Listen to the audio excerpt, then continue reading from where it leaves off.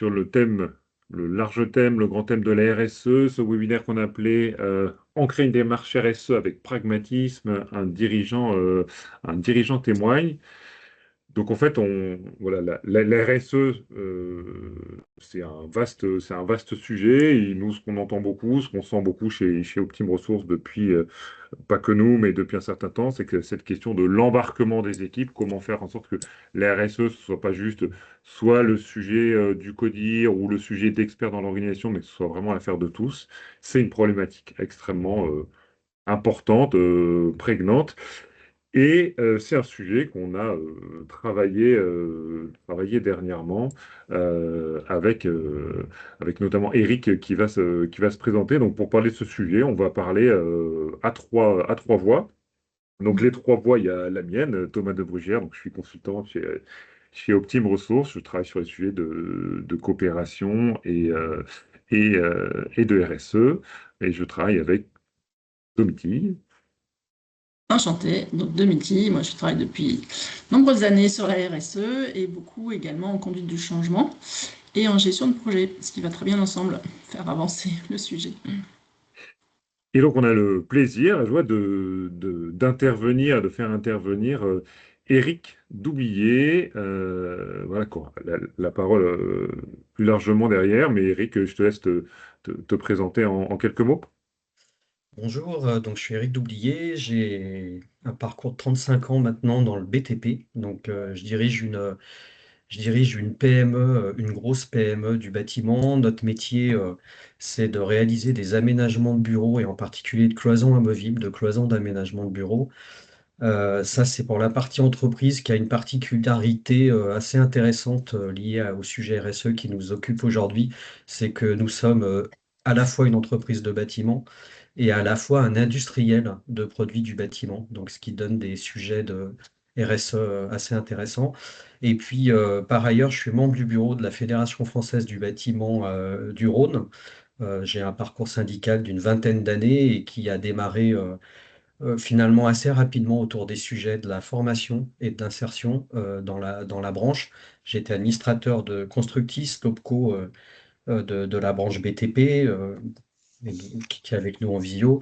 Et puis, je suis maintenant président de la commission formation, qui traite des sujets de formation initiale, formation continue, insertion et promotion des métiers pour le BTP. Et merci Éric. Alors pour le programme de ce webinaire, on va l'articuler autour de trois grands temps. Voilà, un temps de témoignage sur une démarche concrète d'engagement, voilà, qui a été conduite au sein de CRN. Et en fait, Eric va nous raconter comment toute cette démarche s'est construite. Et sachant que voilà, nous, on a eu le plaisir de travailler avec Eric et notamment avec ses équipes sur l'ancrage de cette démarche. On a fait ça cette année en partenariat avec la Fédé BTP du Rhône et avec Constructis ici présent qui a été voilà, un acteur très prégnant pour la réussite de ce projet. Donc un premier temps de témoignage sur cette démarche et ensuite on aura deux temps de prise de recul. Un premier sur les facteurs clés de succès d'une telle démarche et avec un focus sur la posture de dirigeant. Et un troisième temps, on là reviendra pour nous sur notre vision sur les leviers structurels. Qu'est-ce qu'il faut questionner dans la structure d'une organisation pour qu'une démarche RSE puisse vraiment être ancrée. Et il y aura un temps de questions-réponses à la fin. Un point juste avant, peut-être si vous pouvez dans la conversation nous dire en quelques mots vos organisations, voilà, votre structure, fonction, éventuellement votre lien avec la RSE, qu'on voit un petit peu qui est autour de qui est autour de l'écran. Voilà, ça nous aidera à, à voir qui est présent. Dominique, je te laisse peut-être la parole pour présenter Optime en quelques mots. Oui, très rapidement, pour ceux qui ne nous connaîtraient pas, mais on est des généralistes de l'accompagnement des organisations. C'est-à-dire qu'on touche à des thèmes qu'on appelle excellence opérationnelle, managériale, la RSE étant très transverse à tout ça, comme on le sait tous. Donc voilà, on touche à l'amélioration continue, on a une grande compétence et particularité de la gestion en théorie des contraintes, voilà, qui permet de se dire ok, comment ne pas suroptimiser tout le monde.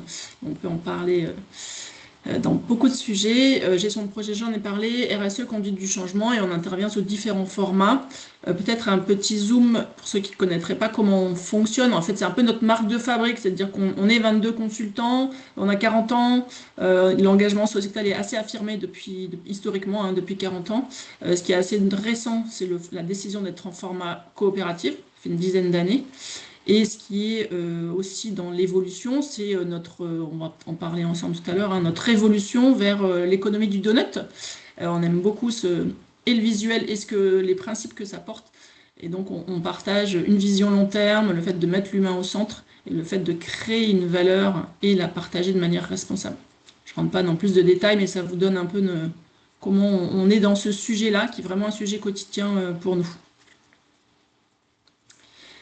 Et un petit zoom juste après, sur la diapo suivante, vous repartagez, ça fera un peu partie de notre échange, justement, sur nous, nos expertises et surtout, en fait, ce qui nous motive quand on accompagne des structures, c'est d'intégrer la RSE dans toutes ses composantes et en même temps, c'est un vaste sujet, comme on le dit, c'est en fait de regarder ensemble quelle est la bonne porte d'entrée. Donc, comme vous le voyez, il y en a différentes des portes d'entrée, soit on rentre par la stratégie, parfois on se dit, bon, bah, c'est forcément la porte d'entrée, mais pas forcément en fonction de la maturité de l'entreprise, de ses enjeux, des ressources, etc. Par contre, c'est sûr qu'à un moment donné, il faudra y venir. Donc il y a forcément la stratégie, comment c'est décliné dans les métiers, dans votre cœur d'activité, les politiques, comment ensuite c'est mesuré, hein, dans le côté bilan. Je fais un peu le tour, stratégie, gestion, bilan. Et bien sûr, en transverse, c'est comment j'acculture, c'est vraiment un changement de culture, en fait, de compréhension aussi de comment l'entreprise s'inscrit dans un développement soutenable. Donc il y a forcément beaucoup d'acculturation. Et comme beaucoup, je parlais du mot projet, hein, comme beaucoup de projets de transformation, il y a du pilotage qui demande au cœur la gouvernance, les équipes, les parties prenantes. Tout on va parler aujourd'hui notamment sur ben voilà, comment j'embarque mes équipes une fois que ma gouvernance est embarquée. Yes. Voilà, donc ce qui nous motive, c'est de prendre un peu voilà, de où vous en êtes. Et puis, on a une boussole où on se dit c'est itératif, hein, c'est du temps long. Cette démarche RSE, c'est du temps long, c'est itératif. Il y a des marches euh, aux uns et aux autres. On n'a pas tous la même manière d'y aller et c'est OK. Voilà pour notre présentation. Merci Domiti. Et je profite pour faire voilà, une petite incise pour dire que voilà, qui donne un petit panorama de qui est présent. Voilà, on a de l'industrie avec Steph sur questions logistiques, représentant du groupe Volvo, Boloff aussi pour fournisseur entreprise métallurgique, notamment pour l'industrie automobile. On a les réseaux avec Constructis avec qui on a travaillé, on continue de travailler en partenariat. Le réseau des scopes avec qui d'ailleurs on est en train aussi de lancer une démarche inter-entreprise, interscope sur ces sujets de RSE avec un focus sur la robustesse. La Banque de France, la CNR, voilà, un beau panorama d'entreprise. Signe que la RSE, c'est bien l'affaire de tous et que ça touche tout type d'organisation. Alors, pour rentrer plus dans le vif du sujet, on, on a pris avec Domiti un petit panorama des difficultés pour en créer la RSE. C'est fruit de notre expérience et de benchmark, et de ce qu'on entend et ce qu'on voit sur ce sujet. Pourquoi c'est dur d'en créer la RSE? Il peut y avoir la difficulté d'embarquer la direction, difficulté d'organiser une gouvernance et un pilotage. On a le sujet du temps. Voilà, on n'a pas le temps, mais le temps, c'est souvent la conséquence, le manque de temps, la conséquence d'autres d'éléments peut-être un peu plus profonds. C'est dur d'ancrer la RSE parce qu'on ne mesure pas bien, c'est dur de voir l'impact, de voir et de célébrer les avancées. Il y a la question de la sensibilisation des collaborateurs. Comment on fait pour avoir un langage commun sur ce sujet? une problématique plutôt gestion de projet. C'est dur de garder le rythme, d'animer dans le temps, de tenir une tension dans la durée sur ces sujets transverses. Il peut y avoir l'enjeu d'intégrer dans les métiers la RSE, de l'intégrer, faire en sorte que ça vienne dans les opérations du quotidien. Donc voilà un peu un florilège de ce qui rend difficile l'ancrage de la RSE. Et bien, on vous invite en commentaire, voilà, à réagir peut-être à chaud si vous, dans ce qu'on expose là, il y a quelques éléments qui vous parlent plus spécifiquement. Euh, de ceux qui sont présentés là, ou vous en avez peut-être d'autres. On vous invite à les partager en commentaire, et puis on pourra rebondir dessus aussi pendant la, pendant la, pendant notre échange. Et donc maintenant, je vais laisser la place à Eric pour la partie témoignage sur cette démarche concrète d'engagement, que tu puisses nous raconter, voilà, comment ça s'est passé chez Seren. À toi la parole. Rapidement, pour creuser un peu le positionnement de Seren et BTP Room. Donc Seren, je vous l'ai dit, on est concepteur, donc on a la main sur la conception, on est industriel, on a la main sur la fabrication de cloisons et de bulles autonomes, hein. Donc tout à chacun dans vos bureaux, vous avez sans doute un bout de Seren ou en tout cas d'un produit similaire. Et puis on est une entreprise de BTP, et moi j'aime à dire que je suis dirigeant d'une PME du bâtiment, parce que c'est ce que je fais depuis très longtemps. Et donc, on a la main sur la mise en place, sur le chantier, voire l'exploitation et la durée de vie, même des sujets d'intensité d'usage chez nos clients.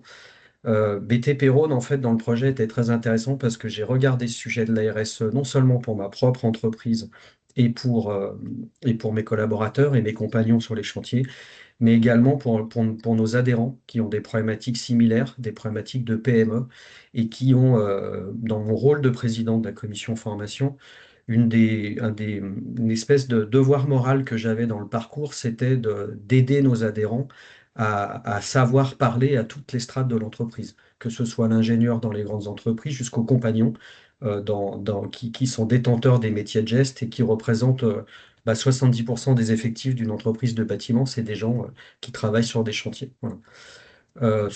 Voilà, c'était pour introduire un peu plus le sujet. Peut-être pour avancer, on peut changer de slide. Donc pour rentrer dans le cœur du sujet de la RSE chez Seren, la première chose, c'est la compréhension des enjeux.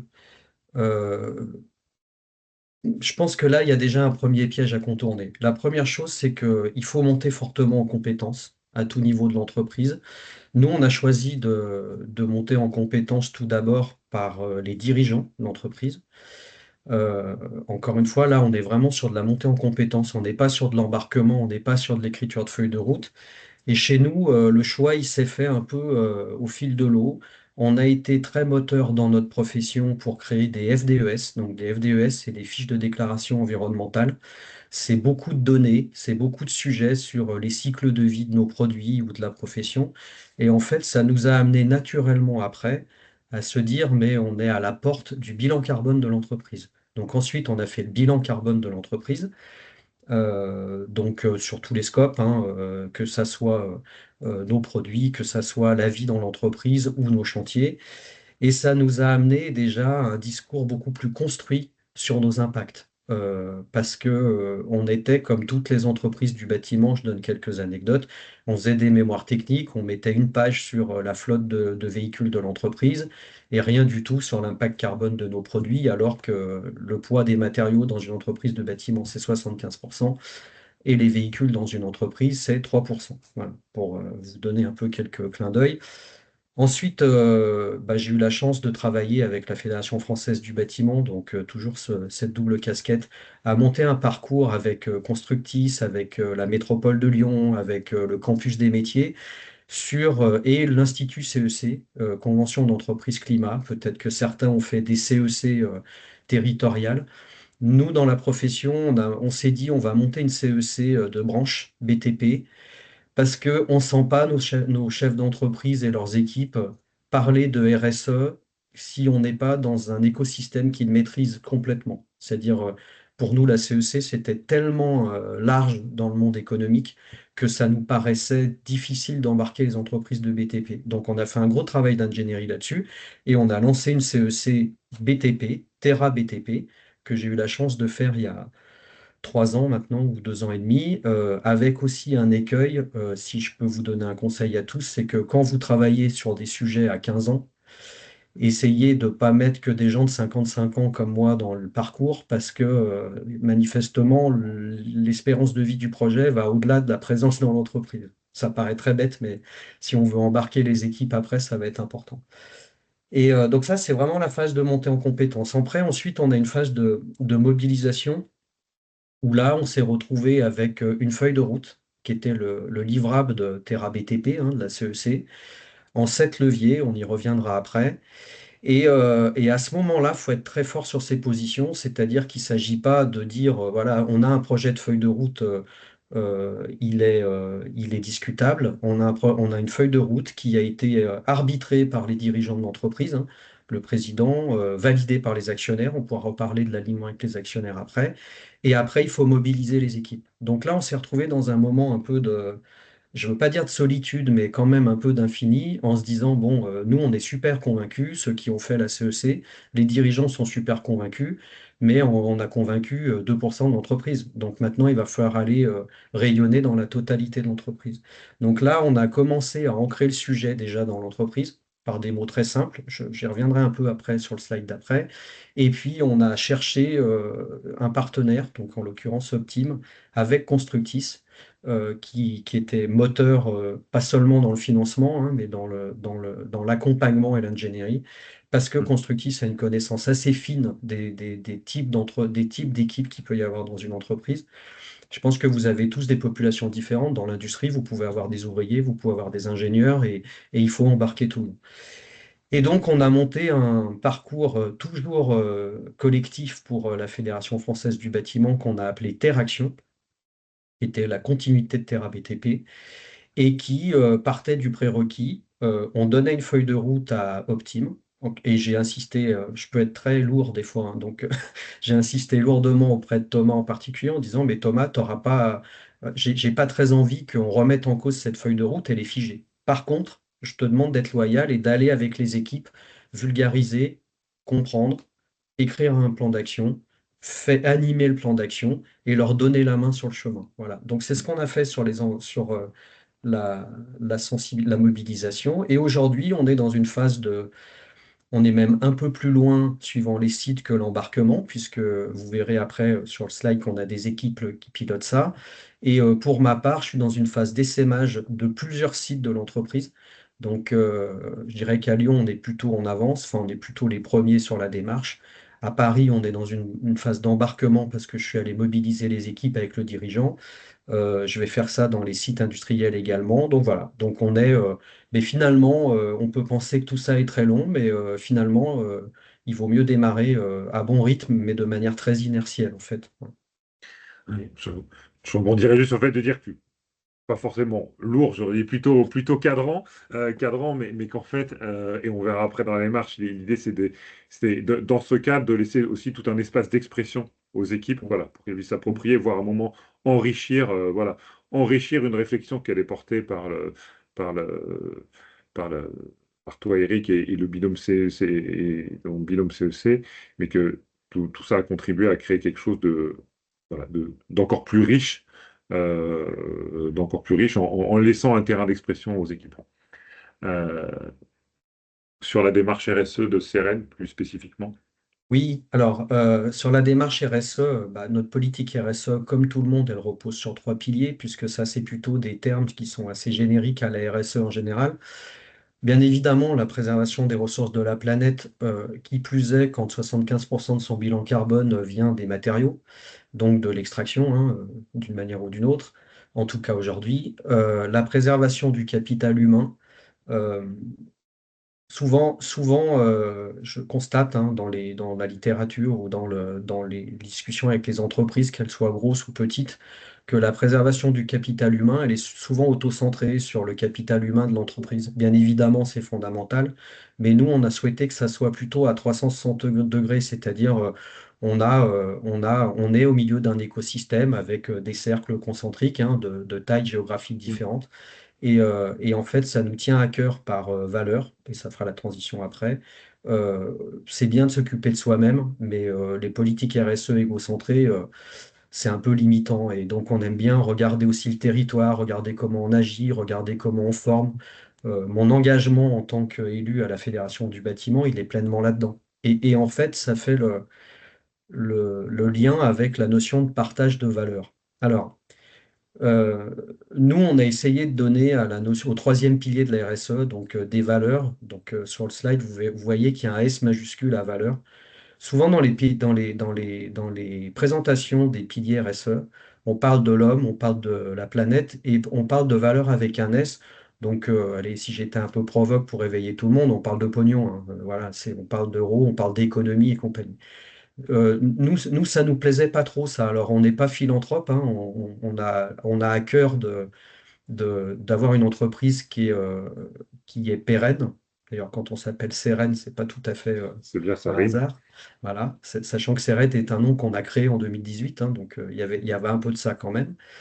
Et donc, sur la notion économique, ce que l'on vise, et on est assez aligné avec nos actionnaires là-dessus, c'est pas tant la notion de surperformance ou de performance, c'est la notion de robustesse. C'est-à-dire qu'on a à cœur d'avoir une entreprise qui soit robuste économiquement dans le temps, c'est-à-dire qu'il y ait une performance bonne, mais pas forcément tout le temps au taquet, mais qu'elle dure dans le temps. Alors, c'est pas facile hein, en ce moment, hein, on est dans une période économique dans le BTP qui est pas bonne, mais voilà. Et après, sur les valeurs, bah, si on dit qu'il n'y a pas que l'économie, qu'est-ce qu'il y a? Bah, il y a des valeurs technologiques, il y a des valeurs. Alors, je vous fais grâce de la valeur morale ou je ne sais quoi, enfin, qui pour moi est souvent risible ou déclaratif. Il y a des valeurs, on s'est formé, donc autant amener l'écosystème là-dedans. On peut mobiliser des moyens sur des actions sociétales. On le fait depuis des années. Et là, on est vraiment dans un partage de valeurs. Alors, il y a toujours un coût économique, mais il y a aussi du gain, hein. Quand on partage des valeurs sur un territoire, si on le fait au bon endroit, ça peut aussi générer du business. Et on est très à l'aise avec ça. Voilà. Alors, ça peut choquer certains, mais c'est du donnant-donnant et on est vraiment dans un partage des valeurs équilibrées éthiques. Voilà. Ça nous a amené donc à écrire une feuille de route que je vais balayer très vite, hein. Rendre économe en ressources nos solutions. On a la main sur la conception. Donc, on peut décider ce qu'on met dans nos matériaux. Alors, soyons clairs, hein, on est dans un monde normé, c'est lourd, il faut convaincre le marché, il faut convaincre les bureaux de contrôle, mais en tout cas, on peut avoir une impulsion là-dessus. On peut essayer de concevoir, avant de parler de réemployabilité, de réemploi, parce qu'on en parlera après, on peut essayer de concevoir des produits qui sont réemployables. Ça, c'est un sujet important. Et c'est un très bon moyen d'ancrer la réflexion technique autour du RSE dans des équipes de spécialistes et de super techniciens. Ensuite, on a adapté nos métiers au réemploi et au reconditionnement de nos collections. Clairement, on a une plateforme de réemploi B2B. Je parle bien de B2B, on n'est pas dans le monde associatif, on n'est pas pour le particulier, qui est physiquement ouverte, qui fonctionne, qui tourne, qui a besoin de monter en volume pour avoir un modèle économique. S'il y a des maîtres d'ouvrage à la vidéo, on est très demandeur de trouver des gisements de cloison et de faire tourner cette plateforme de réemploi. Et on a formé également nos usines au rétrofit de certains composants de cloison, en particulier de profil, d'acier, alu, ainsi de suite. J'ai voulu personnellement mettre la préservation du vivant dans la feuille de route parce que c'est un super joli sujet pour embarquer tout le monde dans l'entreprise, y compris des fonctions administratives, tertiaires, sur le lieu, que ce soit dans un bureau, que ce soit dans une usine. Donc là, on a aussi quelques projets en cours de démarrage, en particulier sur, non pas des ruches, mais des dorlotoires à abeilles qu'on envisage de mettre chez nous et en fait, clairement, qu'on envisage comme des goodies qu'on va donner à nos clients. Encore une fois, on est à l'aise, hein, on peut faire du business aussi avec ça. Transition énergétique, on a en cours la rénovation énergétique de nos locaux, un vrai exemple de partage des valeurs avec notre bailleur. Ça n'a pas été simple, mais on l'a fait.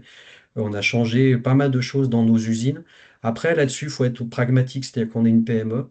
Euh, Bien évidemment, on était entouré de conseils qui nous disaient il n'y a qu'à Faucon, il faut mettre du photovoltaïque. On n'en avait pas les moyens. Donc, sur une des usines, on est passé d'abord du fioul au gaz compensé. On fera du photovoltaïque sans doute dans 10 ans. Encore une fois, on reste une PME, on va à notre vitesse. Mener des actions sociétales, typiquement sur la région lyonnaise, on fait ça depuis très longtemps. On est sponsor d'une équipe de foot au quartier de la Duchère. C'est un projet qui est sympa, hein, parce que c'est pas un projet très naturel de faire du foot quand on est une jeune femme à la Duchère. Adopter des comportements éthiques et socialement responsables, ça va sur l'interne, sur des sujets de diversité, de mixité, ça va aussi sur l'externe. Qu'est-ce qu'on s'autorise à faire dans le bâtiment? On peut faire plein de choses pour gagner de l'argent, mais il y a quelques limites quand même qu'on s'est données et heureusement.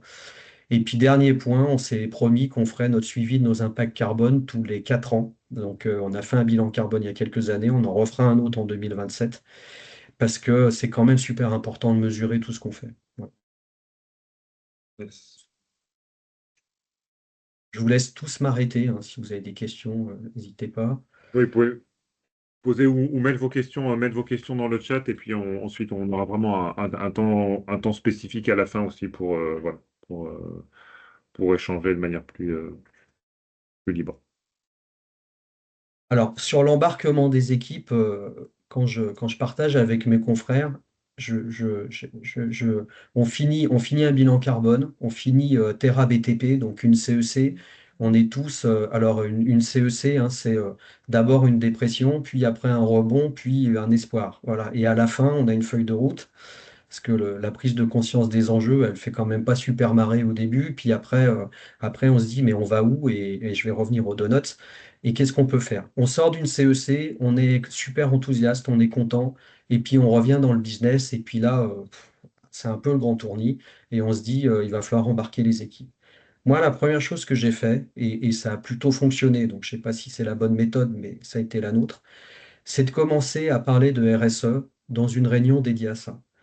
Déjà, quand vous expliquez enfin, l'acronyme RSE aux entreprises, dans l'entreprise, il y avait 9 personnes sur 10 qui pensaient que le E voulait dire environnement. Donc, je crois qu'il ne faut pas oublier ça. Déjà, d'expliquer ce que c'est que la RSE, de parler des accords de Paris, de parler d'un bilan carbone. Alors, nous, on avait un peu de données, hein, on avait fait un bilan carbone avant et ainsi de suite. Et puis, le mot RSE est devenu un mot du langage de l'entreprise. Voilà. Ensuite, on a parlé du donuts. Le donuts, je crois qu'il y a un slide plus loin qui Ouais, illustrera ça. j'expliciterai un peu plus. Ouais, voilà, c'est de dire en fait, il y a un espace entre l'acceptable pour la planète et l'acceptable socialement. Moi, sur le donut, je prends un exemple tout le temps, hein. Il y a un très très bon moyen de baisser son bilan carbone, c'est de déposer le bilan. Bon, vous avez bien compris que ce n'était pas notre projet. Donc, il fallait trouver un chemin entre l'acceptable au niveau social et économique et l'acceptable au niveau de la planète. Ensuite, bah là, ça a été un peu le début de l'enjeu enfin, de l'accompagnement d'Optime où là, moi, je suis sorti du jeu, c'est-à-dire que j'ai donné les clés à Thomas en particulier et à une équipe socle. Il y a un slide plus loin sur l'équipe socle Hmm. où il faut qu'ils comprennent. Parce que, et là, il y a une règle très claire que je répète chaque fois. Il n'y a pas de politique dans l'entreprise, il n'y a pas de dogmatisme sur la RSE, il n'y a que des choses factuelles. Et c'est fondamental pour deux raisons. Parce que, un, vous pouvez avoir des militants dans l'entreprise. Et donc, c'est pas la place de l'entreprise de laisser place publique aux militants. Et puis, vous pouvez aussi avoir des gens qui sont inquiets parce qu'ils pensent que c'est un sujet politique et que du coup, ils veulent pas y aller en disant, mais moi, je suis pas politisé. Voilà. Et je vous le dis enfin, de manière très claire parce que je pense que ça, c'est un premier risque. Donc, c'est d'expliquer qu'il y a un bilan carbone, il y a des accords de Paris, on doit respecter des choses et on sera obligé d'en respecter. Alors, la CSRD a pris du plomb dans l'aile sur le calendrier, mais un jour ou l'autre, de toute manière, on devra respecter la CSRD. Donc, moi, j'ai ancré ça très fortement en disant que ce n'est pas un sujet dogmatique, c'est un sujet d'entreprise. Et c'est aussi un risque, mais c'est aussi une opportunité, c'est-à-dire une opportunité de business. Aujourd'hui, le réemploi chez nous, c'est une opportunité de business. Ouais. Ensuite, les cibles, quels leviers? Ben, nous, les leviers, ils n'étaient pas discutables, hein, ils étaient déjà écrits, hein, ils étaient 7. Après, comment y arriver localement dans mon équipe lyonnaise, c'est un autre débat. Et là, je leur ai laissé la main et j'ai laissé la main à Thomas. Hmm. Comment y aller? Bah, qu'est-ce qu'on fait? Sous quelle échéance? Et là, ça a amené à un plan d'action de Sérène Lyon dans l'entreprise Sérène en général qui respecte la feuille de route en 7 points de l'entreprise Ceren en général. Mm. Ce qu'on vise, nous, chez Ceren, c'est que euh, la feuille de route de l'agence de Lyon, enfin, le plan d'action de l'agence de Lyon n'est pas forcément le même que celui de Paris ou que celui de nos 2 usines, parce qu'on a 2 usines. Par contre, ce plan d'action respectera bien les 7 leviers de la politique RSE de l'entreprise. Mm. Et un point peut-être, oui, sur l'atterrissage, c'est important sur le plan d'action. Voilà, un plan d'action, c'est bien, mais il faut aussi une gouvernance, voilà, une structure pour le porter qui soit ancrée. Hmm. Alors, peut-être sur la gouvernance de la RSE à Lyon, il faut que vous ayez en tête qu'on est une PME de 22 personnes. Au début, quand on est dans la phase de montée en compétences, je suis le seul de l'agence de Lyon, avec mon président, mon directeur technique, à participer au sujet de la FDES et avec mon actionnaire également sur le sujet de la CSRD. Je suis le seul à Lyon à m'intéresser au sujet. Ensuite, on fait une CEC. J'embarque un jeune chargé d'affaires qui est Clément, hein, vous voyez son prénom, qui lui a 28 ans. Parce que je me dis quand même que bah, sur des plans d'action à 15 ans, c'est lui qui aura les manettes dans 15 ans, hein, ça ne sera pas moi, hein, donc, voilà.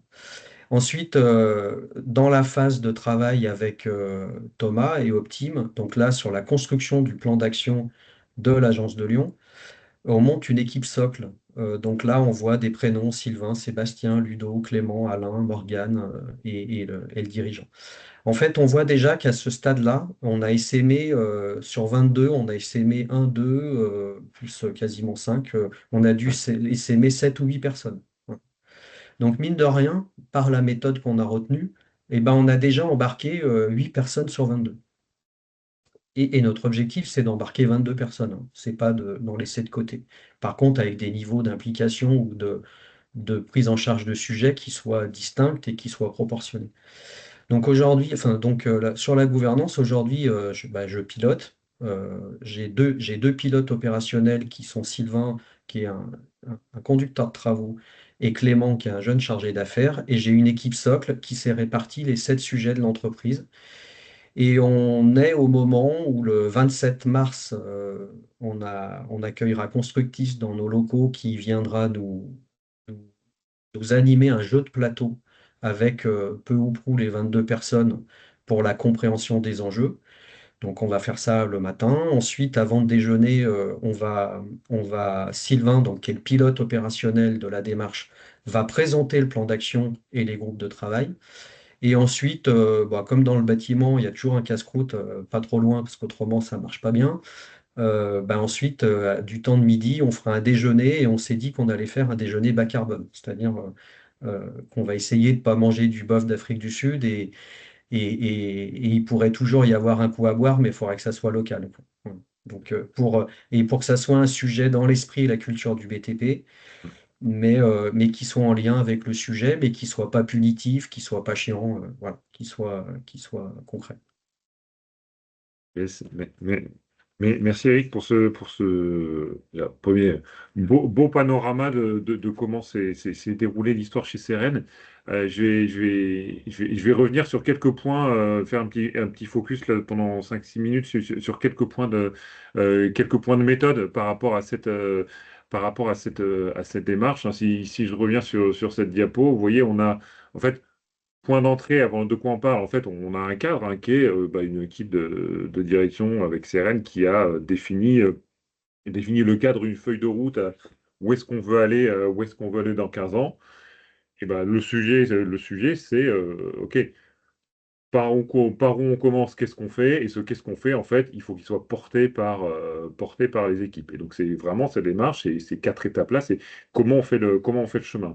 Et donc, on a dit, eh ben, en fait, il faut créer autour du dirigeant un noyau, on a appelé ça une équipe socle. Donc, on prend, en fait, dans l'entreprise, un panel, on va dire, de personnes qui ont de l'appétence pour le sujet, et qui vont réfléchir, voilà, qui vont se former, réfléchir à cette question de la RSE, et qui vont, eux, construire un plan d'action. Et ce plan d'action, c'est eux qui vont le piloter, l'animer. Donc, en fait, euh, moi, c'est volontaire. J'ai presque pas vu Eric, en fait, pendant cette démarche. Et c'est des volontaires, c'est vraiment euh, voulu comme ça. On a eu quelques points de coordination pour garantir l'alignement, mais c'est vraiment un travail de fond avec une équipe SOC. En l'occurrence, là, c'était cinq personnes, pour vraiment les faire mouliner sur ce sujet et aboutir à un plan d'action et une gouvernance, une structure qui va permettre de porter ce plan d'action sur les différentes étapes, de la manière qu'Éric disait en début de- à la jeunesse de la démarche, il y a la question de la compétence, que en tant que dirigeant, il était formé, et ben, c'est exactement pareil pour une équipe SOC. Et pour nous, dans notre conviction, pour quiconque veut s'embarquer sur le sujet, il y a d'abord un temps de formation, ce de quoi on parle, sur une sensibilisation, voilà, qui était orientée notamment autour du concept du donut, hein, qui est un concept théorique voilà, qu'on- qui permet de penser à la fois l'environnemental, le social, et qui donne un cadre de référence vraiment porteur pour travailler ce sujet. Et ensuite, on a fait réfléchir les équipes sur la deuxième étape, sur le pourquoi. Et l'idée, c'est vraiment, en fait, c'est ancré quand on a compris ce qu'on voulait, quand on a compris le pourquoi, et on les fait cheminer sur pourquoi c'est ce sujet-là qui est important pour CRN et pas un autre. Si je zoome sur ce point-là, par exemple, là, l'idée, on vraiment l'équipe en travail avec des outils pédagogiques adaptés. Là, en l'occurrence, vous voyez par exemple cette grande matrice qui reprend en fait en bas à gauche les éléments du donut. On les fait réfléchir sur, bah, vous, quels sont les impacts? On prend votre chaîne de valeur, soit en amont, la production, l'aval, on prend votre chaîne de valeur et dites-nous, écrivez où est-ce que vous avez des impacts positifs ou négatifs sur votre environnement, sur la partie climat, pollution chimique, sur la biodiversité, sur la question des ressources. Et on intègre la question sociale sur impact positif ou négatif sur les salariés, sur les partenaires, sur la communauté, sur les communautés et sur les communautés locales. Et en fait, avec un gros sujet qui est toujours voilà, d'adapter le discours, d'avoir un langage simple, mais ce qui est frappant, c'est que vraiment tous les interlocuteurs rentrent très facilement dans cette réflexion. Ils ont vraiment des choses à dire. Et ce qu'on a fait chez CRN, on l'a fait dans d'autres entreprises du BTP, avec des profils aussi voilà, plus ou moins opérationnels, et certains très opérationnels, et ça marche. En fait. Les gens ont vraiment des choses à dire, et nous, voilà, on apporte à un moment des idées, on suscite des questionnements, mais en fait, c'est eux qui construisent leur vision des impacts. Et on les fait aussi réfléchir sur, par exemple, sur les risques. Pareil, en introduisant des éléments méthodologiques, on leur donne de la matière sur, par exemple, c'est quoi des typologies de risques qui pourraient arriver à 10 ans, sur la question des savoir-faire, sur la pénurie de matières premières, sur si les transports sont à l'arrêt, sur les ressources en eau. Et en fait, en donnant ces ressources-là, les gens s'en saisissent et produisent leur réflexion, et ça permet ensuite de les faire atterrir sur, ah ben, on a compris que c'était ça vraiment les enjeux importants, et pour nous, d'atterrir sur le cadrage de la feuille de route. Donc, vraiment, mettre les équipes au travail. Et ensuite, en fait, ce qu'on dit dans l'étape 3 sur la trajectoire, on dit, bah écoutez, il y a la cible à 15 ans, ou à 10 ou 15 ans, elle est claire. Ce qu'on fait, on fait un travail pour la rendre bien explicite, de dire, bah voilà, concrètement, euh, travailler sur les ressources, ça pourrait vouloir dire qu'on a, je sais pas, voilà, 20% ou 30% de notre offre en biosourcé, par exemple. Donc, l'idée, c'est pas de dire c'est 20 ou 30%, c'est que les gens comprennent ce que ça veut dire. Et partant de ça, ils disent, bah, OK, pour aller vers cette cible, qui est plutôt en fait une boussole, la boussole RSE de l'entreprise, qu'est-ce qu'il faudrait qu'on mette en œuvre? Et donc, en fait, on commence à réfléchir sur de l'émergence d'idées, d'actions. Et ça dessine le corpus de ce que va être de ce que va être le plan d'action. Donc là, on est plutôt sur une frise un peu, une perspective dans le temps. Et nous, ce qu'on croit, c'est que ce qu'il faut, c'est surtout réussir les premiers pas, en fait. Comprendre nos 20 à 10 ans. Et on était très focus, nous, ensuite, sur, OK, On va pas faire de la politique fiction, c'est 2025-2026, c'est par où on commence, c'est quoi les bonnes actions, et ces actions, elles auront du sens, elles sont ancrées, parce qu'on a bien compris à quoi elles étaient reliées à 10 ans. Donc après, vous voyez là, les formats, en fait, ils sont assez variés parce qu'aussi, bah, on s'adapte voilà, à la réalité des PME voilà, pour que ce soit le plus pertinent, efficace possible. Et donc ensuite, il y a la phase, la dernière étape, c'est vraiment la construction du plan d'action. On atterrit sur pour le coup, là, c'était sur 2026, une vision à 12 mois, voilà les différentes actions et la structure de gouvernance, de portage, avec l'illustration qu'on a faite, Eric. Et dernier point de commentaire hein, sur cette structure de portage, on voit que là, c'est l'équipe SOC qui finalement prend le lead sur l'animation des différents chantiers. Et vous voyez par exemple qu'il y a une case contributeur. Et en fait, dans les contributeurs, c'est aussi l'occasion de dire, bah, on va faire contribuer des gens qui n'étaient pas qui étaient pas dans la, dans la démarche initiale, vraiment pour les associés. Et c'est pas quelque chose qui vient du haut, c'est vraiment leurs collègues. Là, je sais pas, Sébastien c'est Sébastien qui va embarquer les trois autres contributeurs sur le sujet. Et il va le faire d'autant plus que bah, il a compris, qu'il a été formé et qu'il est convaincu du sujet. Donc voilà à grands traits cette méthode qu'on a conduite chez CRL et chez quatre autres entreprises du BTP et qu'on va poursuivre, déployer cette année avec d'autres entreprises.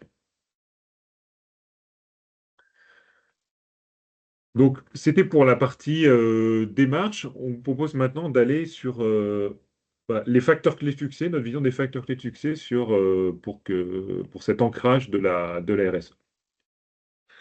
Alors, on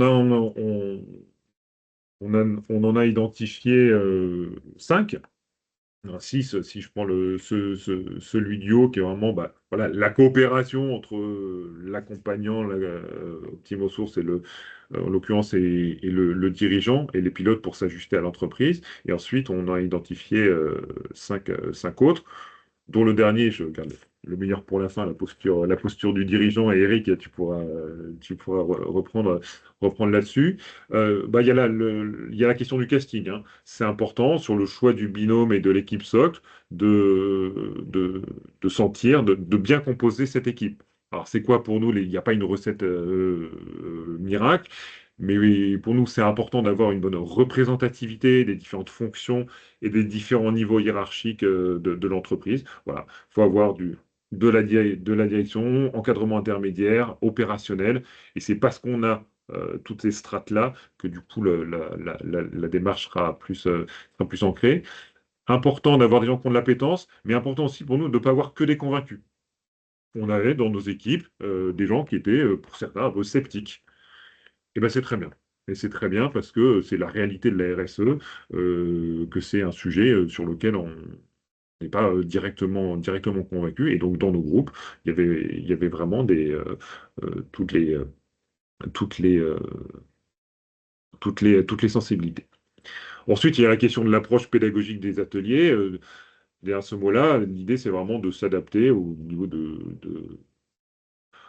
à où sont les personnes, de faire attention au choix des mots, d'avoir des visuels explicites qui sont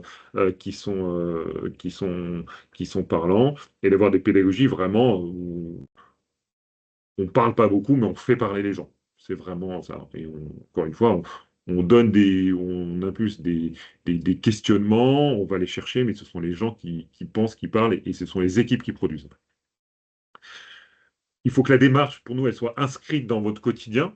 Donc là, dans quel rituel? Chez certaines entreprises, c'est mieux de faire plutôt plusieurs petites réunions d'1 heure et demie. D'autres vont en faire des réunions de 3 heures.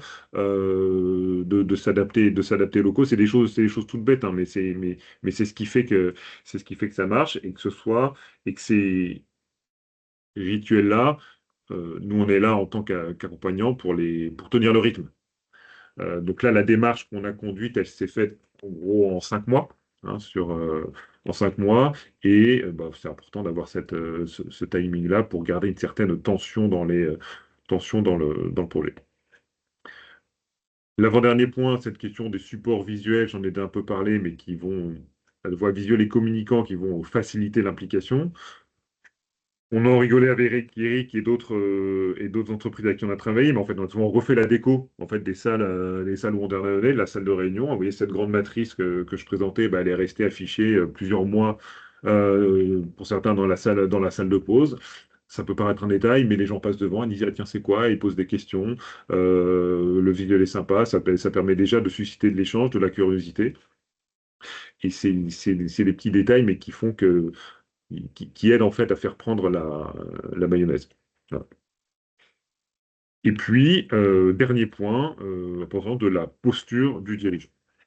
Et là, qui de mieux que le dirigeant pour illustrer ça, Eric, je te laisse peut-être expliciter.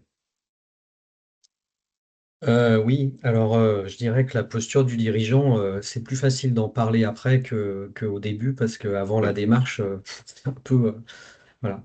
Donc c'est plus un recul sur ce qu'on a fait et ce qui a fonctionné, que plutôt de dire, ah, bah, on avait déjà tout prévu, j'étais hyper à l'aise, je savais comment on allait faire. Très sincèrement, déjà, premièrement, on a été extrêmement opportuniste. Alors, c'est la force d'une PME, hein. Enfin, la faiblesse, c'est qu'on a des moyens contenus et des ressources contenues. La force, c'est qu'on fait ce qu'on veut, en fait. On décide ce qu'on veut quand on veut et on peut décider en 10 minutes. Voilà.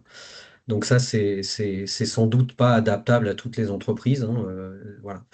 Euh, pour moi, la posture du dirigeant en premier, c'est que, mais c'est comment dire, c'est plutôt une philosophie personnelle dans tous les sujets, c'est que je suis pas un poseur de cloison. J'ai déjà dû en poser dans ma vie, mais franchement, si mes gars me voient poser de la cloison, dans le meilleur des cas, ils vont se marrer, mais au bout de 5 minutes, ils vont me dire, vas-y, pousse-toi, je vais le faire. Pour autant, je peux pas parler à mes clients de cloison si je sais pas intimement de quoi je parle. Bah pour c'est-à-dire, j'ai essayé, j'ai discuté avec mes gars, je les ai regardés, je les ai écoutés. Sur la RSE, c'était la même chose. C'est-à-dire qu'au début, franchement, quand je vois, alors, nous, on a un sens de l'autodérision dans le BTP qui est assez développé, mais quand je vois le nombre de conneries qu'on a pu raconter dans nos mémoires techniques dans le passé sur les sujets d'RSE, alors ce qui est bien, c'est qu'on racontait tous les mêmes. Donc, voilà, finalement, c'était pas discriminant. Mais maintenant, on a quand même une approche qui est quand même un peu plus professionnelle sur tous les sujets de la RSE. Bilan carbone, CEC, ainsi de suite. Et puis, il y a la société évolue là-dessus aussi, donc on est plus entouré, il y a plus de spécialistes et compagnie.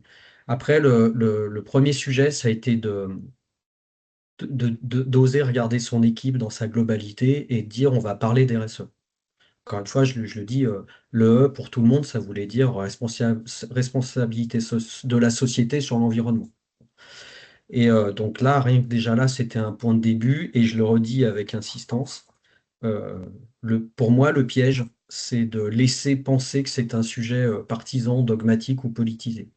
Parce que vous avez dans vos entreprises des climato-sceptiques, vous avez des militants, et donc il faut bien mettre la limite. Ensuite, bah, la notion de partage de valeur, ça c'est le sujet le plus compliqué sur les trois piliers de la RSE. Et je dis ça avec beaucoup de compréhension, parce que quand on a mis à jour notre site web sur notre politique RSE, et quand on a écrit notre charte RSE, on a été super vite sur le pilier terre, le pilier humain, c'était facile. Enfin, pilier terre, c'était le plus facile. C'est pas le plus facile à faire, mais c'est le plus facile à décrire. Pilier humain, ça nous a demandé un peu plus de réflexion sur l'externe de l'entreprise. Et sur le partage des valeurs, on a mis 3 mois à arriver à formuler un truc pour dire ce que ça voulait dire, et pour que ça soit pas juste, en fait, on partage les euros, quoi, parce que c'est aussi un sujet, mais c'est pas que le sujet. Donc ça a été important, et ça veut dire aussi que bah, si ça prend 3 mois de plus que prévu, c'est pas grave. Ouais. Il vaut mieux, on est sur des démarches à 15 ans, on est pas sur des démarches à 2 mois. Et après il faut les emmener à prendre du recul. Donc, il faut saisir des moments. C'est-à-dire que moi, j'aime bien, parce que bon, bâtiment, c'est un monde très humain, hein. Donc, de temps en temps, je dis un truc, et puis j'ai mon conducteur de travaux un peu provoque qui me dit, Eric, c'est pas très RSE ce que tu viens de dire. En fait, je suis super content. Voilà, ça y est, la RSE est rentrée dans l'entreprise. Et des fois, c'est de la provoque, des fois, c'est de l'humour, des fois, c'est gratuit, des fois, il y a du fond. Après, il faut choisir les mots, ça, c'est pas toujours simple, parce que dans l'instant, il faut trouver des mots qui ont du sens, que les gens comprennent. Et je donnerai un exemple sur la notion, sur la parité. Euh, je, je- c'est un sujet qui est pas simple et il faut choisir les mots et il faut objectiver les notions. Mais j'y reviendrai après. Ensuite, il y a un moment, il faut se barrer, quoi. Donc moi, déjà, j'ai pris beaucoup de temps pour faire un bilan carbone, une CEC, et puis au bout d'un moment, la crise est arrivée. J'avais quand même d'autres choses à faire en priorité, et ça tombait bien, donc j'ai donné les clés. J'ai dit à Thomas, voilà, t'as pas le droit d'émettre un avis quelconque sur nos 7 effets de levier. Ton rôle, c'est d'être loyal, c'est de leur expliquer, c'est de les former et c'est de les mettre en mouvement sur le plan d'action. Ça prend du temps. Il faut les aider, il faut les accompagner. Et encore maintenant, sur le comportement éthique et social de l'entreprise, et je peux peut-être prendre l'exemple de la parité. J'ai un gros boulot maintenant sur certains sujets de prise de recul, enfin, c'est écrit sur le slide, hein. Je vous donne l'exemple de la parité. La parité, tout le monde est pour, hein. C'est comme tout le monde est contre la guerre, personne veut qu'il y ait la fin dans le monde. Voilà. Je vous réveille un peu, mais franchement, tout le monde est pour. Dans le bâtiment, il y a 3 types de population. Il y a des métiers de geste où la parité n'évolue pas depuis tout le temps. C'est-à-dire que sur le chantier, il y a 2% de femmes. On peut dire ce qu'on veut, on peut faire ce qu'on veut. Aujourd'hui, il y a 2,2, 2,3, 2,1. Il y a les fonctions administratives et on va dire fonctions support, où là, on a un problème de parité inverse, hein. C'est-à-dire qu'en fait, il n'y a pas de garçons dans les fonctions administratives et fonctions support, il y en a très peu. Et puis, il y a les fonctions, on va dire, d'encadrement technique, de bureau d'études, et voilà. Et là-dessus, par contre, la parité, elle ne fait qu'évoluer. Il y a de plus en plus de femmes conductrices de travaux, de techniciens de bureau d'études. Moi, j'ai un bureau d'études avec 5 personnes. J'ai plus de filles que de garçons. J'ai 3 filles, 2 garçons. Donc, en fait, et pourquoi je vous prends cet exemple, c'est que quand le plan d'action, donc moi, à un moment donné, je les ai laissés bosser avec Thomas, ça a pris plusieurs mois. On faisait des petits points. Et puis quand je récupère le plan d'action à la fin, sur le sujet de la parité, j'ai besoin de revenir en arrière avec eux, en disant, de leur expliquer ces différents cohortes dans l'entreprise et de dire, vous avez fait un plan d'action en disant, au mois de septembre, vous voulez qu'il y ait une femme qui pose de la cloison chez Seren. Si c'est ça votre objectif, on n'y arrivera pas. Voilà. Alors, au début, c'est pas simple, hein, parce que, en fait, il me regarde un peu en disant, mais en fait, tu veux pas qu'il y ait de femmes dans l'entreprise sur le chantier. C'est pas ce que je dis. Et là, il faut choisir les mots. Je dis simplement que aujourd'hui, il n'y a pas d'offre. Donc, qu'est-ce qu'il faut qu'on fasse pour traiter de la parité sur le chantier? Parce que c'est facile, hein, les poncifs, les archétypes, voilà. S'il n'y a pas de femmes sur les chantiers, c'est parce que les hommes sont méchants. Enfin, c'est sociétal, c'est historique, c'est tout ce qu'on veut. Je le déplore, hein, à titre personnel, mais voilà. Donc, juste sur la posture du dirigeant, bah, en résumé, pour moi, il faut monter en compétence d'abord. Après, les laisser bosser, leur faire confiance et ne pas être. En fait, on sous-estime l'ombre qu'on peut porter sur un groupe de travail quand on est dedans. Donc, il faut les laisser bosser. Et puis après, sujet par sujet, il y a des sujets qui sont faciles et qui vont dérouler tout seuls et je m'en occupe pas parce que de toute manière, j'ai pas le temps et j'ai autre chose à faire. Et il y a des sujets où ça mérite de retravailler avec eux. Et j'ai pris l'exemple de la parité parce que j'aime bien cet exemple, hein. C'est un combat de tout temps de mes mandats dans le bâtiment. Mais il faut les ramener à la réalité parce qu'autrement, on les envoie au casse-pipe. Voilà. Donc il faut moduler. Puis après, il faut s'inscrire dans le temps. Donc de temps en temps, saisir des moments, bah, plutôt que de juste faire faire un repas bas carbone, voilà, faut être, voilà. Si, quand on fait des goodies à des clients, bah, plutôt que de leur envoyer un stylo fabriqué en Chine, on peut peut-être nous-mêmes faire des nichoirs à abeilles, enfin voilà. C'est des exemples, c'est des anecdotes, Mm. mais l'anecdote, c'est important dans la démarche RSE. Ouais. Et effectivement, il y a les anecdotes et du coup, les rituels sont importants. On rebond sur ce que tu dis, Eric.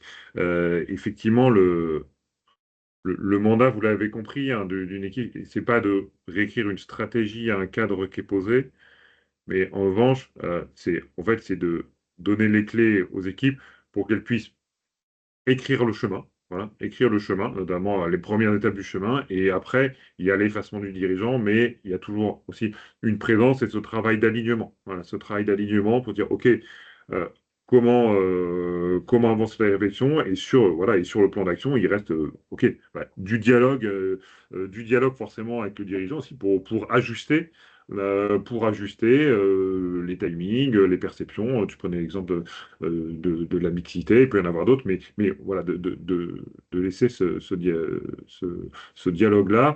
Donc, oui, c'est vraiment faire cette confiance à l'équipe pour produire et puis aussi garder un fil de dialogue. Et à la fin, ça fait quelque chose de un plan d'action où il y a vraiment cet alignement entre l'équipe socle et le dirigeant.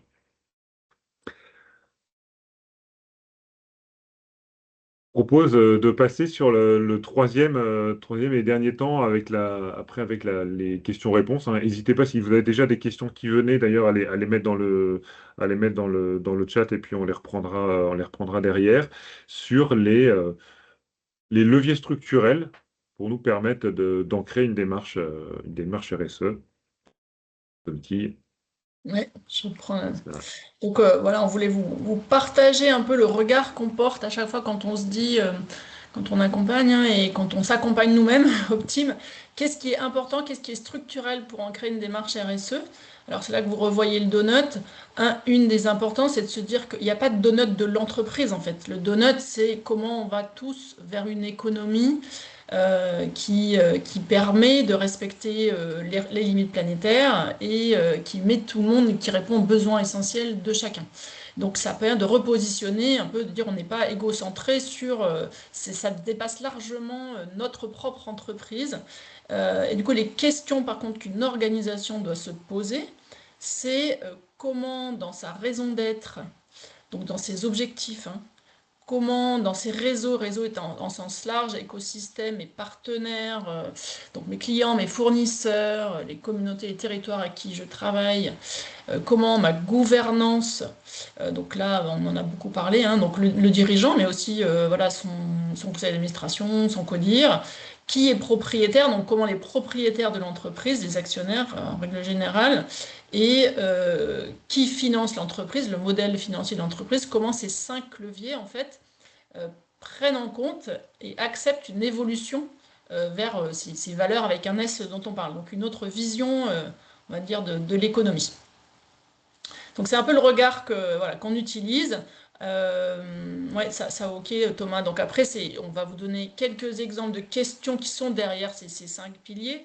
Et puis Eric va nous illustrer, on a fait l'exercice de se dire, au-delà en effet de l'accompagnement de l'équipe, finalement on découvre, en voyant comment Eric avance avec son entreprise, où est-ce qu'il a justement ancré la RSE sur ces 5 dimensions, qui lui permettent justement d'avoir des leviers structurels qui ancrent la démarche. Donc la raison d'être, les questions qu'on vous invite à vous poser, hein, et qui, dans une démarche, c'est de dire, ok, en fait la question de fond, c'est pourquoi on existe, hein, tout simplement. Alors est-ce qu'on existe que pour faire de l'argent, ou est-ce qu'on existe pour apporter quelque chose? À qui? Comment? C'est quoi notre moteur? Eric nous partagera un peu justement sa vision de quel est son moteur.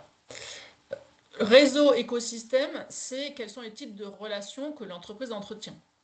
Donc on voit bien, on peut imaginer hein, certaines relations un peu caricaturales avec ses fournisseurs. Hein, je paye pas, c'est du court terme, c'est parfois complètement un peu trop judiciarisé sur des contrats, plutôt que d'être dans une relation gagnant-gagnant, dialogue, vision long terme, comment on coopère avec notre écosystème et avec quel type de fournisseurs et de clients on a envie d'aller.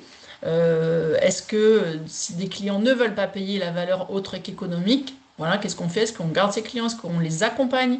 Voilà, ça pose toutes ces questions.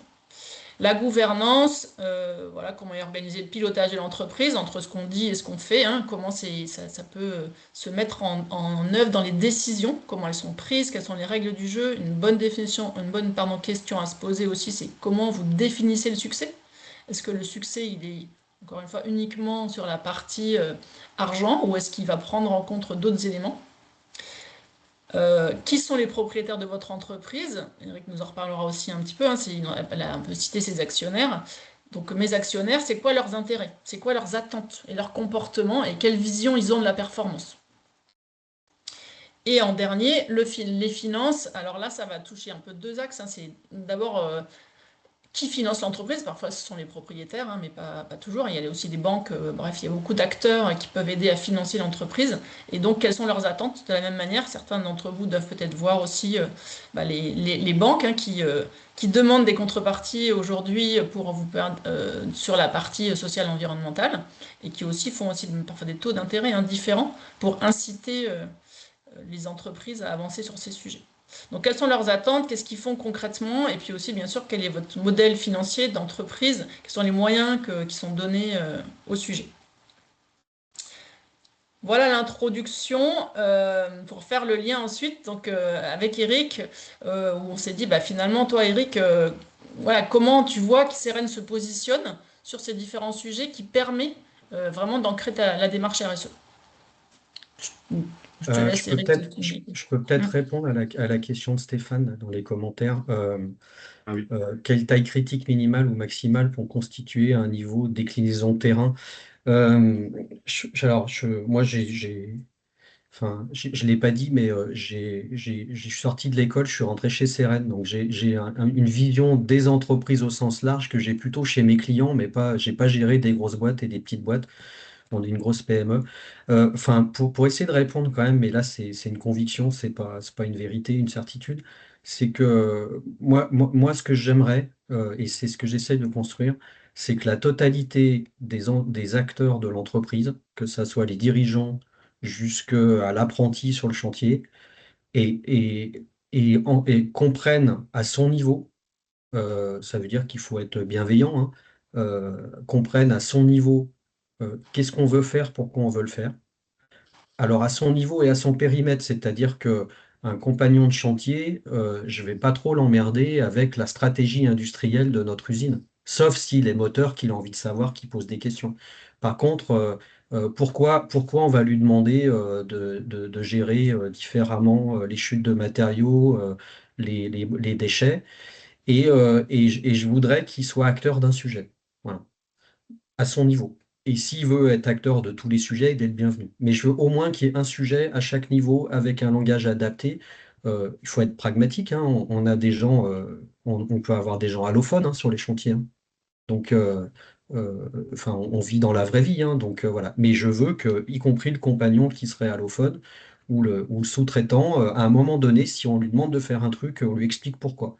Après, s'il est d'accord ou pas d'accord, c'est un autre débat, mais en tout cas, parce qu'un dirigeant, ça doit diriger, mais voilà. Je ne sais pas si j'ai répondu à la question, mais donc je pense pas qu'il y ait vraiment de taille. Après, c'est plus une question de périmètre et de volume de sujets Ouais. sur lequel on les embarque. Moi, j'ai pas envie que ça soit un sujet d'Happy Few dans un comité bidule qui se réunit, on ne sait pas ce qu'ils foutent, voilà, et puis voilà. Donc je préfère qu'on mette plus de temps, mais qu'on embarque tout le monde. Je ne sais pas si j'y Ouais. arriverai, mais en tout cas. Voilà. Alors après, sur Attends. le.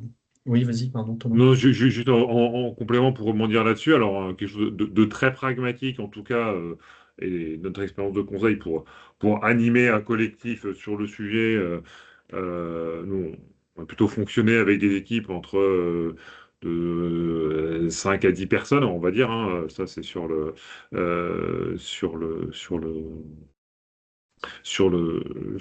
les équipes, avec, je disais, quand même représentativité des différentes fonctions et notamment un centre de gravité plutôt vraiment sur l'encadrement intermédiaire et l'encadrement de premier niveau, qui est vraiment voilà, un maillon clé parce qu'à la fois bien en prise avec la réalité du terrain et aussi en capacité de prise de recul. Donc il y a vraiment ce focus-là. Et ensuite, c'est plutôt sur la déclinaison de la mise en œuvre de la feuille de route, ce que disait Eric, où là, ensuite, c'est comment on peut. Là, il faut que les responsabilités, qui peuvent être plus ou moins importantes, les contributions, que là, on a cherché des contributions vraiment à tous les niveaux. Voilà. Ok, Bon. merci. Sur Donc, raison ce, d'être, voilà. Vas-y, je te Ouais. laisse peut-être ouais, donc sur ce expliquer slide, les pistes. peut-être rapidement, hein, parce que le temps passe, mais Enfin, un des éléments fondamentaux pour nous, c'est la robustesse. C'est-à-dire que on a une entreprise qui a été créée. Ceren, c'est la réunion de deux entreprises. Une qui a été créée en 1890, une qui a 65 ans maintenant. On en a connu des crises, hein, et là on en vit une belle. Et puis c'est ce que je dis à mes équipes, il y a des crises et puis il y a des transitions. Enfin, je veux dire, mais il y a aussi des invariants. On fait du geste, on produit du chantier, voilà, ça change pas. Par contre, il y a plein de choses qui changent, des transitions environnementales, numériques et compagnie. Et il faut qu'on soit robuste humainement. Il faut qu'on a des gens. J'ai eu le grand plaisir là de remettre des diplômes de collaborateurs qui sont dans l'entreprise depuis 40 ans, il n'y a pas longtemps. Et puis on a aussi des gens qui viennent, des gens qui partent. Enfin, tout ça, ça participe à la robustesse. Et puis robustesse économique, parce que en fait, s'il n'y a pas de sous, il y a pas il y a pas d'entreprise. Donc voilà, on n'est pas associatif, on n'est pas financé, on n'est pas subventionné. Euh, Dans notre raison d'être, on pense qu'on rayonne sur un écosystème, donc il faut qu'il y ait des objectifs sociaux et environnementaux, il faut qu'on apporte quelque chose à la société, parce que la société nous apporte quelque chose. Donc voilà, bon, c'est pas un pour un, hein, enfin, je ne sais pas décrire les proportions, mais il faut qu'on le fasse. Après, il faut qu'on fasse bouger nos clients, voire les bousculer. Ça, c'est pas simple, hein. Je le disais tout à l'heure, tout le monde veut sauver la planète, mais quand il s'agit pour un client de choisir une entreprise, bah, il y a des clients qui mettent zéro critère RSE dans leur choix. Mais c'est même à hurler, quoi. Bon, voilà, c'est la vie, c'est comme ça a toujours été. Y compris des gens qui ont signé des chartes environnementales, peut-être qu'ils atteindront jamais d'ailleurs, mais en tout cas qui les ont signées. Voilà. Donc ça, des fois, c'est un peu décourageant, mais bon, voilà. Et puis, embarquer, enfin, moi j'ai des mandats depuis une vingtaine d'années à la Fédération du bâtiment. Une de mes grandes fiertés avec Constructis, avec les élus, avec Norbert Fontanel, c'est que quand on a démarré il y a 4 ans, le sujet de la RSE et de la transition environnementale, il était à zéro à la Fédération française du bâtiment à Lyon. Aujourd'hui, on a ouvert un parcours similaire dans la Drôme, on en ouvre un autre à Clermont-Ferrand. Voilà, donc on est très content d'avoir essayé. Sur la gouvernance et le style de management, j'ai envie de vous dire, je vous ai expliqué comment on a fait. Rendez-vous dans 15 ans pour savoir si on ne s'est pas planté. Parce que je pense qu'il faut, enfin, faut pas mourir guéri et puis faut continuer à bosser. Et puis voilà, donc je pense que là, pour le coup, chacun fait comme il peut et comme il veut. Et puis il y a aussi un sujet de culture d'entreprise. Euh, Ce qui est vrai dans le BTP, j'aurais franchement, beaucoup d'humilité, c'est sans doute pas vrai dans l'industrie, j'en sais rien, dans le numérique, enfin, je vois comment. Moi, j'ai une chance, c'est que je fais des bureaux pour tout le monde, que ce soit des PME, des startups ou des grands groupes. Bon, je vois bien que les cultures sont pas les mêmes, mais comment ça marche et quels sont les codes, j'en sais rien. Moi, j'ai toujours été dans le BTP. Les propriétaires de l'entreprise, ouais, je pense qu'on a de la chance d'avoir un actionnaire qui est aligné avec la notion de robustesse. Euh, C'est peut-être pas pareil, je sais pas, si on a un actionnaire purement financier ou un LBO ou un fonds de pension, enfin j'en sais rien, j'en ai jamais eu, hein, mais voilà. Mais c'est fondamental dans les deux sens, c'est-à-dire que enfin, moi j'ai beaucoup de respect pour le rôle de l'actionnaire, hein. Donc bah, si on est aligné, c'est tant mieux, si on est partiellement aligné, il faut le respecter. Voilà, mais il faut être en ligne avec ça, quoi, parce que c'est quand même lui qui finance tout ça, et voilà. Donc, je suis pas, encore une fois, il n'y a rien de politique là-dedans, hein. Enfin, c'est très pragmatique, mais sur la finance, alors, je sais pas s'il y a des gens du conseil de la RSE à part Optim, mais Optim, ils ont l'habitude, donc ils vont pas être surpris. Il y a plein de marchands du temple, hein, sur la RSE, sur les transitions et ainsi de suite. Mm. Moi, je me souviens de la fin de mon bilan carbone où enfin, on s'est fait gronder comme des gamins.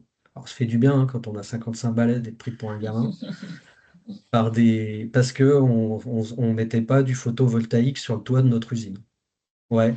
Mais en fait, on avait deux projets dans le pipe. C'était investir 3,5 millions sur un outil de production, préserver l'emploi, assurer la pérennité d'un site de production et mettre du photovoltaïque. Avant, on était au fioul, on est passé au gaz, quoi. Voilà. Alors, c'est pas bien, hein. C'est pas terrible, c'est moins bien, enfin, on peut dire tout ce qu'on veut, mais on a investi 3,5 millions sur un outil industriel dans un moment où la crise arrivait et compagnie. Donc, faut être pragmatique quand même, faut Mm. l'expliquer, enfin, encore une fois, dans le donuts, il ne s'agit pas de faire crever la boîte pour qu'elle n'ait pas d'impact carbone. Donc voilà. Et Mm. puis après, faut être malin, faut être opportuniste. Moi, j'aime bien. Alors souvent, opportuniste, c'est un défaut dans la bouche des gens. Faut être opportuniste. On a ouvert notre plateforme de réemploi. Ça faisait 2 ans qu'on voulait l'ouvrir. On l'a pas fait. Pourquoi avant? Parce qu'en fait, on avait un modèle économique qui était trop immobilier. C'est-à-dire, il fallait louer un bâtiment, stocker on ne sait pas quoi dans une surface qu'on ne savait pas dimensionner, embaucher quelqu'un qui allait rien foutre pendant 90% de son temps en attendant qu'on fasse peut-être du réemploi. Donc on l'a pas fait. Puis un jour, dans l'écosystème, il y avait la métropole qui mettait à dispo un bâtiment. Il y avait autour de Terra BTP, j'ai rencontré un prestataire qui s'appelle Made in Pass, qui est un acteur engagé, qui est un chef d'entreprise, qui n'est pas une association. Le réemploi, jusqu'alors, c'était un sujet d'association et nous, on ne se reconnaît pas là-dedans. Enfin, il ne se passe rien pour nous à notre échelle. Il se passe beaucoup de choses pour les particuliers ou pour l'associatif. Donc, en fait, on a saisi une opportunité, puis après, c'est un peu, on a arrêté de réfléchir, hein, on y allait un peu avec le cœur, on a dit, allez, feu, on y va. Et en fait, on leur sous-loue des mètres carrés avec du service. Et en fait, on a trouvé le truc idéal. C'est-à-dire qu'on a une plateforme de réemploi qui a une taille nominale figée. Et quand on a des grosses opérations de réemploi, on est capable d'accélérer et de louer de la surface temporaire. On a bien fait d'attendre 2 ans. Voilà. On a été, alors malin, j'en sais rien, mais opportuniste en tout cas. Ok, super. Merci Eric. Ça me permet d'illustrer et là pour terminer sur comment on l'utilise en fait et comment vous pouvez aussi l'utiliser hein, notamment dans le parcours à la fin où une fois que les plans d'action étaient mis, on avait l'ensemble des actions, on a fait travailler les uns et les autres sur dire ok prenez une action, celle qui vous paraît la plus difficile à mettre en place et faites-lui passer un peu le crash test de ces 5 piliers. Donc, en réfléchissant à, dans votre entreprise, quels sont les freins qui empêcheraient en fait cette action d'être mise en place ou quels sont les leviers.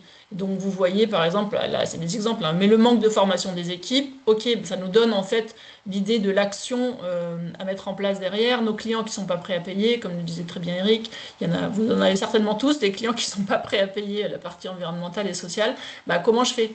Comme le dit Eric, j'en fais de la pédagogie. Je dis pas juste j'attends et quand ils seront prêts, oui, il y a une partie de ça, mais comment j'aide en fait à faire bouger les uns et les autres sur ce sujet-là.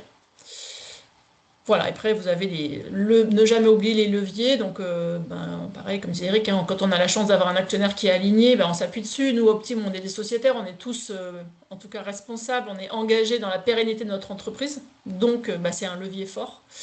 Et puis quand on a compris les enjeux, forcément, c'est aussi un levier fort. Donc faire cet exercice permet de se rappeler, ok, sur quoi je m'appuie, où sont mes freins, et de faire émerger des idées d'action. Voilà ce qu'on voulait vous partager. On arrive au bout, je te laisse Ouais, on arrive au bout. Et du questions-réponses. coup, alors il y a une question dans le chat, mais si vous souhaitez intervenir, alors on peut ouvrir les micros et peut-être voilà, poser vos questions librement. N'hésitez pas. C'est euh, c'est le moment.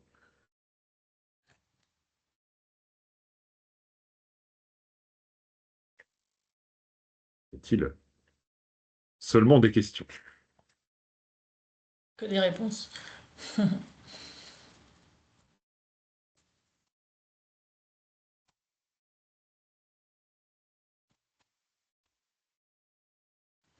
Je vois qu'il n'y a pas de questions particulières.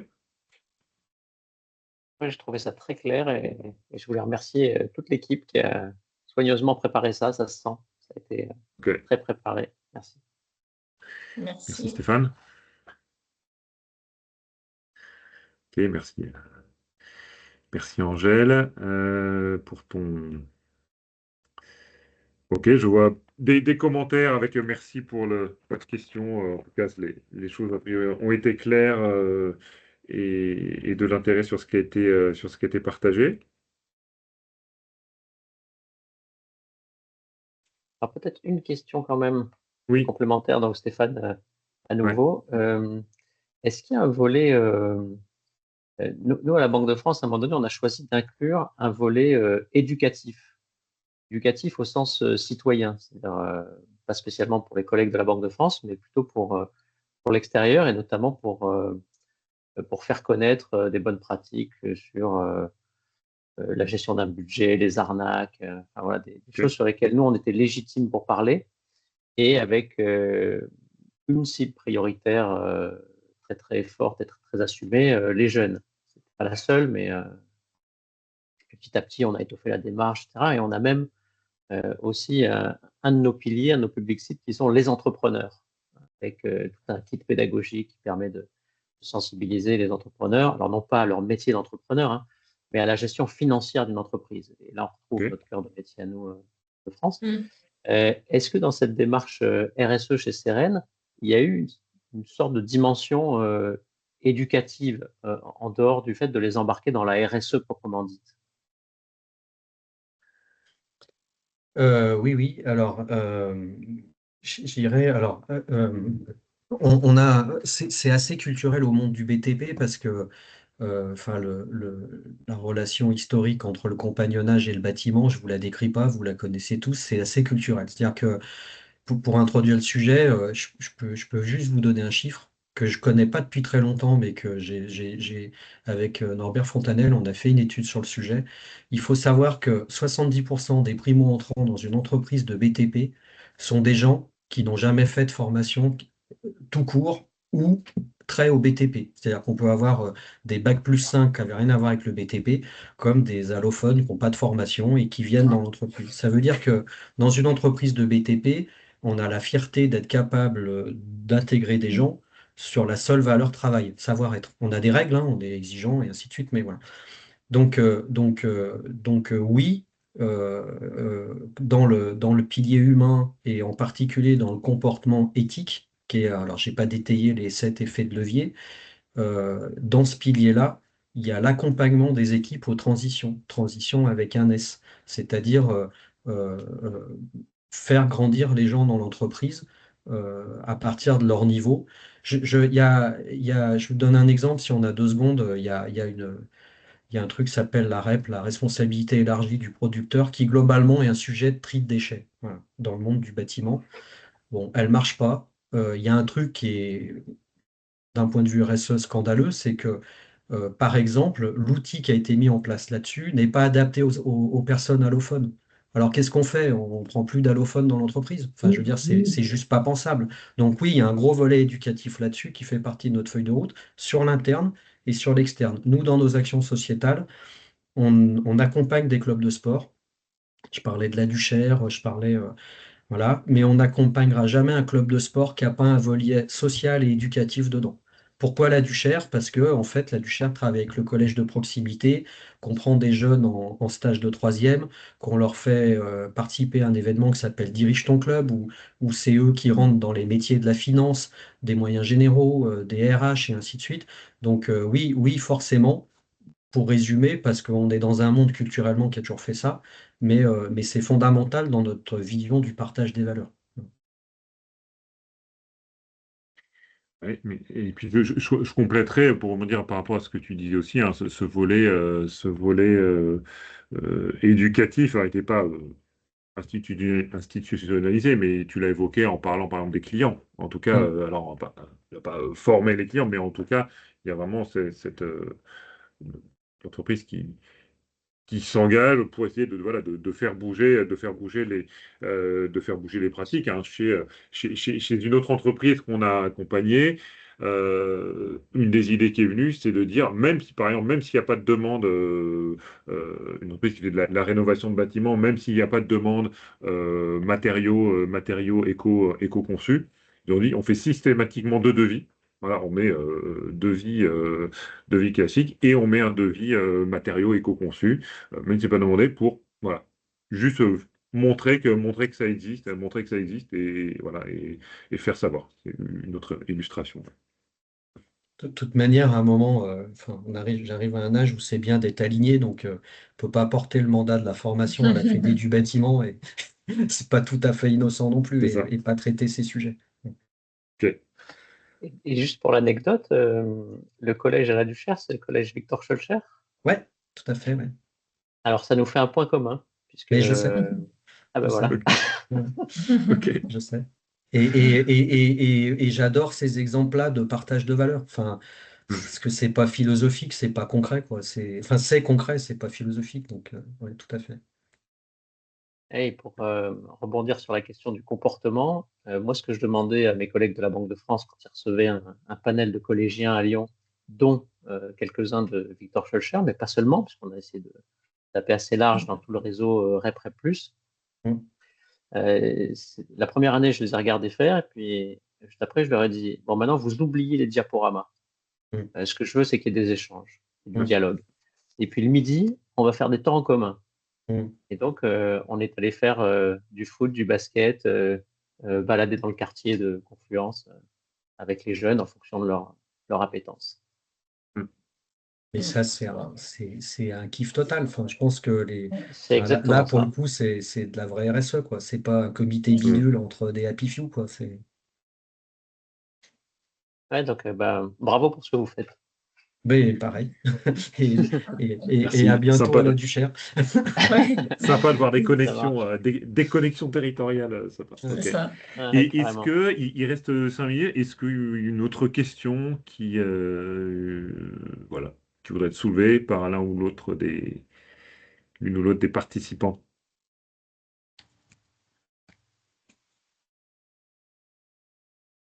Après, on va présenter les 2-3 événements Ouais, qui arrivent. tu veux, Pour terminer à l'heure, si ça vous va. ouais, tu veux y aller. En fait, Eric nous a ouvert grand la porte sur la robustesse, donc c'est le nouveau mot, pas que, mais en fait, c'est en effet se dire, en fait, ce qui importe, c'est que l'entreprise soit robuste et mais ce ne soit pas fait n'importe comment. C'est-à-dire robuste, c'est robuste économiquement, bien sûr, à court terme, mais en ayant bien conscience de tout ce qui va autour pour qu'on ait une viabilité long terme, en fait. Donc, c'est vraiment une question de gestion long terme et de gestion des fluctuations. Donc, on s'est rapproché, alors pas d'Olivier Hamon, Olivier Bush, bref, c'est l'Institut CERF, donc c'est le même, on va dire, contrat social, contrat naturel. Et l'idée, c'est comment on rend ça opérationnel, c'est-à-dire que c'est des grandes phrases, c'est des concepts. Concrètement, qu'est-ce que ça veut dire? Donc, c'est de venir pendant une journée et demie partir de vos fragilités, vos dépendances à identifier et de se dire comment, voilà, en pensant, c'est vraiment quelque chose qui est aussi très visuel, très ludique avec des cartes pour essayer de penser les réponses à apporter différentes aux dépendances et aux risques. En pensant plus écosystème, mise en capacité, et venir questionner derrière l'organisation humaine, la gouvernance. Voilà, donc on est très content de pouvoir faire ce partenariat pour emmener les entreprises à continuer vers le prisme robustesse. 23-24 avril prochain. L'autre chose, si vous avez, je pense pas qu'il y ait des scopes de l'industrie ici, mais si vous en Oui. connaissez dans votre entourage, sachez que c'est un peu comme la Fédé BTP a proposé, hein. C'est justement de proposer avec des conditions justement de financement, de prise en charge, un parcours qui se fait en 3 demi-journées et qui permet aussi de venir toucher ses dépendances, ses risques, comprendre la méthode pour se questionner et aller plus loin dans l'action. Donc là, c'est jusqu'au 31 mars pour s'inscrire. Donc n'hésitez pas à en parler à des scopes autour de vous à partir de 5 personnes. Et puis sur sur les aspects internes, d'autres prochains événements pour l'activité d'Optime avec une fresque du changement, quoi, le 13 mars, donc là voilà, pour découvrir une manière de conduire le changement de manière assez opérationnelle. Et puis, prochain webinaire le 27 mars sur la question des écoles internes, comment développer les compétences spécifiques dont vous avez besoin, comment créer des structures internes pour développer vos compétences avec des illustrations aussi, voilà, retour d'expérience de projets qu'on a conduits avec des partenaires. On arrive à la fin de ce webinaire, donc je prends l'occasion de remercier vraiment très chaleureusement Eric pour voilà, la qualité de nos échanges, Eric pour ton implication. J'ai un petit mot pour Sylvain aussi, voilà, chez toi, qui était une cheville ouvrière sur tout ce projet et tu le remercieras et le féliciteras pour nous aussi. Mais merci aux gens de Constructis aussi qui étaient présents là. Je vois Céline notamment et Constructis pour son accompagnement, son soutien et son engagement très fort sur sur ce projet. Et puis, il est temps de vous souhaiter une bonne journée et de vous dire à C'est ça. bientôt. Voilà, on reste disponible pour échanger avec qui veut sur ce passionnant sujet de la RSE. Voilà. Et on vous souhaite une bonne journée. Bonne journée, merci à tous. Merci beaucoup, bonne journée. Au revoir. Au revoir. Au revoir.